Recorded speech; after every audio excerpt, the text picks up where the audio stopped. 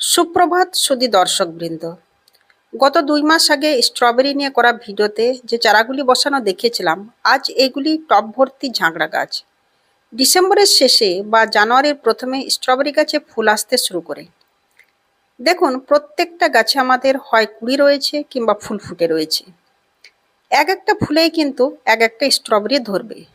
জানুয়ারির শেষে যে স্ট্রবেরি নিয়ে ভিডিও করব তাতে আপডেটেড স্ট্রবেরি ধরা দেখাবো। যারা আগে স্ট্রবেরি লাগিয়েছেন বা এখনও লাগাচ্ছেন, আজকের ভিডিও তাদের জন্য। আমি শ্রেয়া, আমার পাশে আছে আমার হাজব্যান্ড ইসমাইল। আমাদের চ্যানেল সবুজে ঘেরা বনলতা আজকে নিয়ে এসেছে স্ট্রবেরি গাছ থেকে বেশি মাত্রায় ফুল আর ফল পাওয়ার কার্যকরী 5টি পদক্ষেপ। স্ট্রবেরি নিউট্রিশন সমৃদ্ধ ও কম ক্যালোরি আর কম সুগার সমৃদ্ধ একটি ফল, যাতে ভরপুর মাত্রায় ফাইবার, ভিটামিনস, অ্যান্টিঅক্সিডেন্টস আর মিনারেল আছে, যা আপনার ভালো কোলেস্টেরল লেভেল যেমন বাড়াতে সাহায্য করে, তেমনি ব্লাড প্রেশারের লেভেলও কমায়। আগে যে চারাগুলি বসিয়েছিলাম, দেখুন এগুলো এক একটি টব ভর্তি ঝাঁকড়া গাছে পরিণত হয়েছে। এবার আসি স্টেপ 1। প্রথম ধাপে যেটা স্ট্রবেরি পরিচর্যার জন্য বলতে পারি, সেটা হচ্ছে একটা মাটি তৈরি। মাটি সবসময় অয়েল ড্রেন মাটি হতে হবে। এই দেখুন এরকম অয়েল ড্রেন। যদি আপনার মাটি চ্যাটচ্যাটে হয়ে থাকে তাহলে কিছুটা বালি মিশিয়ে নেবেন। কারণ আর হচ্ছে স্ট্রবেরি গাছ স্লাইটলি অ্যাসিডিক সয়েল পছন্দ করে, তাই কম্পোস্ট সারের মিশ্রণ কিন্তু এই মাটির সঙ্গে খুবই জরুরি। এই কম্পোস্ট সারের সঙ্গে আপনি দিতে পারেন ভালোভাবে কম্পোস্ট হয়ে যাওয়া গোবর সার। আমি যেমন কিচেন কম্পোস্ট ব্যবহার করে থাকি, এটা আমার বাড়ির তৈরি কিচেন কম্পোস্ট, বা ভার্মি কম্পোস্ট বা এরকম পাতা পচা সারও কিন্তু খুব ভালো। 2 ভাগ মাটির সঙ্গে 1 ভাগ কিন্তু কম্পোস্ট সারের মিশ্রণ স্ট্রবেরি গাছের ক্ষেত্রে খুবই ভালো। এবার আসি চারা বসানোর ক্ষেত্রে। স্ট্রবেরি গাছে যখন চারা বসাবেন, তখন এই যে চারাগুলো আমরা তৈরি করে রেখেছি, এখনও কিছু রয়েছে, আমরা এগুলো গিফট করার জন্য তৈরি করে থাকি। এই দেখুন, এই সেন্ট্রাল গ্রোয়িং পার্ট, যেখান থেকে পাতা, সুঁড়, কুঁড়ি সবই বেরোয়, এই সেন্ট্রাল গ্রোয়িং পার্টটা দেখাচ্ছি। এই দেখুন সেন্ট্রাল গ্রোয়িং পার্ট, এখানে কুঁড়ি রয়েছে, ফুল রয়েছে। এখান থেকে কিন্তু রানার বের হয়ে, এই দেখুন রানার বের হয়ে এই যে আবার নতুন চারা গাছ তৈরি হয়েছে। এই সেন্ট্রাল গ্রোয়িং পার্টটাকে কিন্তু অবশ্যই মাটির লেভেলে রাখতে হবে। মাটির নিচে কিন্তু সেন্ট্রাল গ্রোয়িং পার্টটা দেওয়া যাবে না। কেবলমাত্র শিকড়টা গাছের পটের নিচে থাকবে, বাকি অংশটা কিন্তু মাটির লেভেলে থাকলে গাছটা ভালো গ্রো করে। এবার স্ট্রবেরি পরিচর্যায় 2 নম্বর ধাপে আসি।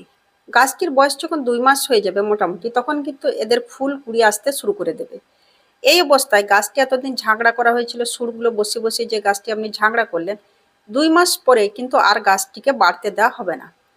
এই যে গাছগুলি দেখুন প্রত্যেকটা ঝাঁকড়া হয়ে গেছে, 2 মাস বয়সের পরে যদি আপনি আবার এদেরকে ঝাঁকড়া করতে চান বা সুরগুলো বসিয়ে দেন বা রানারগুলো বসিয়ে দেন, সেক্ষেত্রে কিন্তু এদের ফুল আসবে না, ফলও ধরবে না। এই দেখুন আমি কিন্তু প্রত্যেকটা অংশে এদের রানারগুলোকে কেটে দিয়েছি। দেখুন এই যে রানারগুলো এবার কেটে দিয়েছি। রানার না কাটলে এরা কিন্তু নিজেদেরকে বাড়িয়েই চলবে, নিজের বংশবৃদ্ধি করেই চলবে। তাই আপনাকে ফুল ফল নিতে হলে অবশ্যই রানারগুলোকে কেটে ফেলে দিন। স্ট্রবেরি গাছ কিন্তু বেশি খাবার দাবার পছন্দ করে না, তাই যে কম্পোস্ট সারের মিশ্রণে গাছটি বসানো হলো, এটি কিন্তু এদের ক্ষেত্রে যথেষ্ট। তবে এনপিকেও স্প্রে করতে পারেন, কিন্তু তেমন প্রয়োজন পড়ে না। স্ট্রবেরি গাছে সাধারণত ডিসেম্বরের শেষ বা জানুয়ারির প্রথম দিক থেকে ফুল আসতে শুরু করে।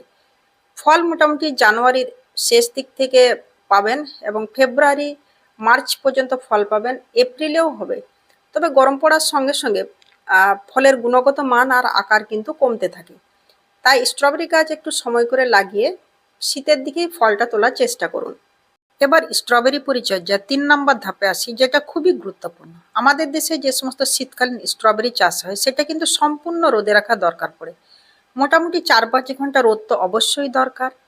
আর স্ট্রবেরি গাছকে এমন জায়গায় রাখবেন যেন সুন্দরভাবে হাওয়া চলাচল হয়। বদ্ধ অবস্থায় স্ট্রবেরি গাছ থাকলে কিন্তু ফাঙ্গাস ছড়াতে পারে, কারণ স্ট্রবেরি গাছ ফাঙ্গাসের প্রতি খুবই সংবেদনশীল। তাই স্ট্রবেরি গাছকে সম্পূর্ণ রোদে যেমন রাখুন, তেমনি ভালো হাওয়া চলাচল করে সেরকম জায়গাতে রাখুন। আর একটা জিনিস গুরুত্বপূর্ণ, স্ট্রবেরি গাছে যখন জল দেবেন তখন কিন্তু পাতার উপরে দেবেন না, পাতাটা এইভাবে সরিয়ে নিয়ে নিচের মাটিতে জল দিন। আর জলটা দেবেন সকালবেলায়, যেন সন্ধ্যা হতে হতে পাতার নিচের অংশটা বা মাটির অংশটা কিছুটা শুকিয়ে যায়। জল অবশ্যই মাটিটা শুকনো দেখে দেবেন। মাটিটা শুকনো, ভিজে ভাব তো অবশ্যই দরকার। মাটির মধ্যে যখন গুঁড়ো গুঁড়ো ভাব দেখবেন তখন কিন্তু জল দেবেন। আমার দেখুন প্রত্যেকটা গাছে কিন্তু ভিজে আছে, এই মুহূর্তে জল দেবো না। মাটিটা হালকা শুকোবে বা গুঁড়ো গুঁড়ো অবস্থায় আসবে তখন কিন্তু জল দেওয়ার প্রয়োজন পড়ে। তাই স্ট্রবেরি গাছকে শীতকালীন স্ট্রবেরি চাষ করতে হলে যেমন রোদে রাখতে হবে, শিশিরে রাখতে হবে, হাওয়া চলাচল ভালো করে সেরকম জায়গাতেও রাখতে হবে। এবার স্ট্রবেরি গাছ পরিচর্যা 4 নম্বর ধাপে আসি। আগেই বলেছি স্ট্রবেরি গাছ ফাঙ্গাসের প্রতি খুবই সংবেদনশীল। তাই স্ট্রবেরি গাছে যে সমস্ত শুকনো পাতা, মরা পাতা বা কাণ্ড সেগুলো কিন্তু ফেলে গাছটিকে পরিষ্কার পরিচ্ছন্ন রাখতে হবে, যেন গাছের ভিতরে জায়গাটি পরিষ্কার থাকলে হাওয়া চলাচল ভালো হবে, ফাঙ্গাসেরও বংশবৃদ্ধি কম হবে। আরেকটি হচ্ছে স্ট্রবেরিতে যখন ফুল আসবে সেই অবস্থায় সেই ফুলকে বা ফলকে কিন্তু মাটির মধ্যে ঠেকতে দেওয়া যাবে না। মাটির মধ্যে ফুল কিংবা ফল যদি ঠেকে থাকে তাহলে বট্রাইটিস ফাঙ্গাস বলে একটা ফাঙ্গাস ধরে, ফুলের মধ্যেও পচন ধরে, ফলের মধ্যেও পচন ধরে। তাই স্ট্রবেরি গাছে একটা জরুরি কাজ হচ্ছে মালচিং করা। মালচিং আপনি খড় দিয়েও করতে পারেন বা এরকম আমরা যেমন ঝাঁটার কাঠিকে ভেঙে নিই, এইভাবে ঝাঁটার কাঠিকে ভেঙে নিয়ে এইভাবে উপরে ছড়িয়ে দেবেন। তারপরে ফুলটি উপরে থাকলে এই ফলটি এই উপরটায় ঝুলে থাকবে, তাহলে মাটির মধ্যে ঠেকবে না, ফাঙ্গাসও ধরবে না। তাই স্ট্রবেরি গাছ পরিচর্যার জন্য অবশ্যই কিন্তু ফুল ফল আসার পরে মালচিং একটা জরুরি কাজ। এবার স্ট্রবেরি পরিচর্যার 5 নম্বর ও শেষ ধাপে আসি, যেটা খুবই গুরুত্বপূর্ণ। স্ট্রবেরি গাছে যে রোগ ব্যাধি দেখা দেয় তাই 2 প্রকারের। একটা হচ্ছে ফাঙ্গাসজনিত রোগ আর একটা হচ্ছে পেস্ট ইনসেক্টজনিত রোগ। ফাঙ্গাসজনিত 2 প্রকারের হয়, মাটিবাহিত ফাঙ্গাস আর কাণ্ড আর অথবা পাতাবাহিত ফাঙ্গাস। মাটিবাহিত ফাঙ্গাস বা কাণ্ড বা পাতাবাহিত ফাঙ্গাসের জন্য আমি সাধারণত সাপ আর ব্যাভিস্টিন এই দুটি অ্যান্টিফাঙ্গাসই ব্যবহার করে থাকি। 3 গ্রামের মতো 1 লিটার জলে গুলে আপনি মাটির মধ্যে দিয়ে দিন দিন 15-20 পর, অথবা পাতার মধ্যে স্প্রে করে দিন, দেখবেন গাছগুলি ফাঙ্গাস মুক্ত থাকবে। আরেকটি হচ্ছে যদি আপনার গাছ মারা যেতে শুরু করে সেক্ষেত্রে অ্যামিস্টার বা অ্যামিস্টার টপও ব্যবহার করতে পারেন, তাহলে কিন্তু গাছগুলি মারা যাওয়া থেকে রক্ষা পাবে এবং সুস্থ থাকবে। এই ফাঙ্গিসাইডটা মৃতপ্রায় অনেক গাছকেই সুস্থ করে তোলে। কেমিক্যাল ফাঙ্গিসাইড ব্যবহার না করে বায়ো ফাঙ্গিসাইডও কিন্তু গাছের ক্ষেত্রে খুবই কার্যকারী একটি জিনিস। বায়ো ফাঙ্গিসাইডের মধ্যে এখানে যেমন দেখুন, এটা হচ্ছে ট্রাইকোডার্মা ভিরিডি। এই যে ট্রাইকোডার্মা ভিরিডি, ট্রাইকোডার্মা ভিরিডিকে প্রস্তুত করতে হয় গোবর সারের সঙ্গে গুড় মিশিয়ে। মোটামুটি 10 দিন রেখে উলট পালট করে তারপর মাটির সঙ্গে মিশিয়ে প্রস্তুত করা হয়। বায়োফাঙ্গিসাইডের মূল কাজ হচ্ছে মাটির মধ্যে ভালো ব্যাকটেরিয়া বা ভাইরাসকে গ্রো করে, যেগুলো গাছের ক্ষেত্রে ক্ষতিকর ব্যাকটেরিয়া বা ভাইরাস সেগুলোকে তারা মেরে ফেলে। তাই বায়োফাঙ্গিসাইড কিন্তু গাছের ক্ষেত্রে খুবই উপকারী, মাটির ক্ষেত্রেও একটা উপকারী জিনিস। এটা স্ট্রবেরি গাছ তো বটেই, অন্যান্য গাছের ক্ষেত্রেও কিন্তু খুবই উপকারী। পেস্ট ইনসেক্টজনিত আক্রমণের ক্ষেত্রে যেটা হয়ে থাকে, যেমন সাদামাছি পাতার নিচে বসে রস চুষতে থাকে, আবার স্পাইডার মাইটস, এফিডস এসবের অ্যাটাকও হয়ে থাকে।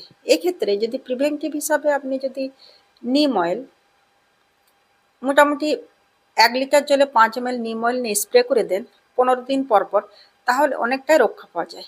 তবে আপনার যদি অ্যাটাক বেশি হয়ে থাকে সেক্ষেত্রে কাকা ব্যবহার করতে পারেন। এটা গ্রোথ রেগুলেটর হিসেবেও কাজ করে, যেটা গাছের স্বাস্থ্যের ক্ষেত্রে খুবই ভালো, অর্গ্যানিকও। কারণ স্ট্রবেরি তো খাবার জন্য ব্যবহার করি, তাই কেমিক্যাল স্প্রে ব্যবহার না করাই ভালো। আরেকটা হচ্ছে যে শ্যাম্পু জল বা লিকুইড সোপ স্প্রে করতে পারেন। সেক্ষেত্রে 3 ml লিকুইড সোপ বা শ্যাম্পু নিয়ে পাতার মধ্যে স্প্রে করে দিলেও ভালো কাজ করে। পুরো ভিডিওটা দেখার জন্য অসংখ্য ধন্যবাদ। যদি প্রয়োজনের মনে করেন আমাদের চ্যানেলটা সাবস্ক্রাইব করে নেবেন, প্রশ্ন থাকলে করবেন, আমি যথাযথ উত্তর দেওয়ার চেষ্টা করব। পছন্দ হলে লাইক করবেন, কমেন্ট করবেন। গাছ লাগান, গাছ পরিচর্যা করুন, সে আপনার বাগান, ব্যালকনি, বারান্দা যেখানেই হোক না কেন। গাছ পরিচর্যা একটা জীবনের অঙ্গ করে তুলুন। শরীর আর মনে সুস্থ থাকবেন। গাছ করুন, ভালো থাকুন।